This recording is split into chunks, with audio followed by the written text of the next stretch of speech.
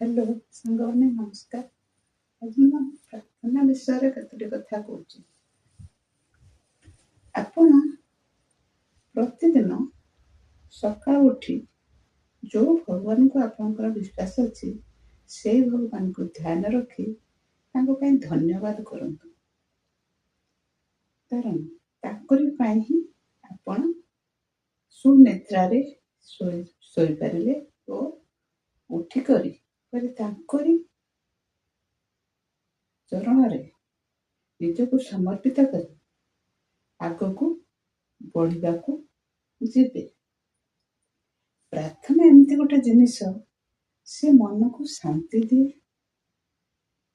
ଶାନ୍ତି ଦେବା ସହିତ ଆଗକୁ ବଢିବାର ଆଶା ଦିଏ, ଭରସା ଦିଏ।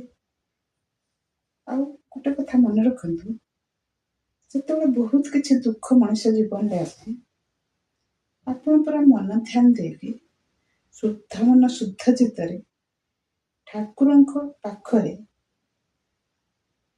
ଏକୁଟିଆ ବସି କାନ୍ଦନ୍ତୁ। ଦୁଃଖ ତ ବହୁତ ଥିବ, କାନ୍ଦନ୍ତୁ। ଭଗବାନ ମୁଁ କଣ କରିଥିଲି, କି ପାପ କରିଥିଲି, ମତେ ଏତେ କଷ୍ଟ ଦେଲେ।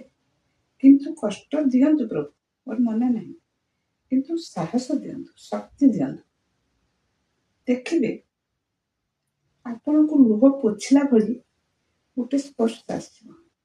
ମୁଁ ଜାଣେନି ଆପଣ କେତେ ଦୂର ବିଶ୍ୱାସ କରିବେ କି ନ କରିବେ, କିନ୍ତୁ ନିହାତି ଏଇଟା ସତ୍ୟ କଥା। ଆପଣ ସହଜରେ ଖରାପ କାମ କରିପାରିବେନି। ପ୍ରାର୍ଥନା ଯୋଉ ଭଗବାନଙ୍କର ଧ୍ୟାନ ଆପଣଙ୍କର ଥିବ ନା, ଆପଣଙ୍କୁ ଖରାପ କାମ କରିବାକୁ ଦେବନି। କଷ୍ଟ ହବ, ସହି କରି ଆଗକୁ ଚାଲିବାର ଆପଣ ସାହସ ପାଇବେ। ଆଉ କାହାରି କେବେ ଅନିଷ୍ଟ କରିବାକୁ କେବେ ବି ମନ ଭିତରୁ ଆପଣ ଚାହିଁବେନି।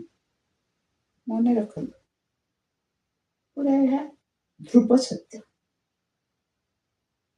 ଆଉ ଯଦି ଠାକୁରଙ୍କୁ ଭକ୍ତି କରୁଛନ୍ତି,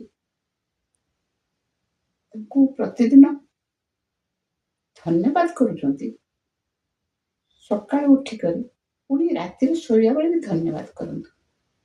ଦିଅନ୍ତୁ ଦୁଃଖ, ହଠାତ୍ ଦିନେ ଦୁଃଖ ଆସିଗଲା, କିନ୍ତୁ ତାଙ୍କୁ ଧନ୍ୟବାଦ ଦିଅନ୍ତୁ ଯେ ଆପଣ ମତେ ଦୁଃଖ ଦେଲେ, ମୋର କୋଉଠି ନିଶ୍ଚୟ ଭୁଲ ରହିଯାଇଥିବ, ଯୋଉଟାକୁ ମୁଁ ସୁଧାରିବାକୁ ଚେଷ୍ଟା କରିବି, କିନ୍ତୁ ମତେ ଧୈର୍ଯ୍ୟ ଦିଅନ୍ତୁ। ନେକ୍ସଟ ରହିଲା, ଯୋଉ ବ୍ୟକ୍ତି ପ୍ରାର୍ଥନା